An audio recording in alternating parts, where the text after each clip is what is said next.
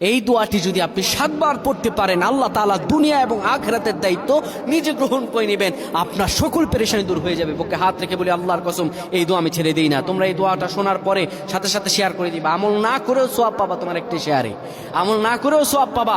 আল্লাহ তাআলার সওয়াব দান করবেন, রিজিকে বরকত দান করবেন, মনের আশাগুলো পূরণ করবেন।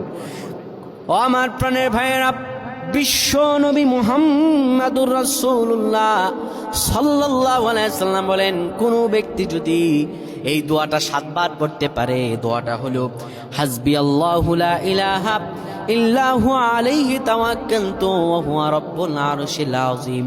কোন ব্যক্তি যদি এই দোয়াটা পড়তে পারে খালেস অন্তরে সকালে 7 বার আর মাগরিবের পরে 7 বার পড়তে পারে, আমার আল্লাহ রাব্বুল আলামিন বড় বিপদ থেকে তারে বাঁচিয়ে দিবেন। তার দুনিয়া এবং আখিরাতের দায়িত্বগুলো আমার রাব্বুল আলামিন নিজে গ্রহণ করে নেবেন। আল্লাহুম্মা আমিন।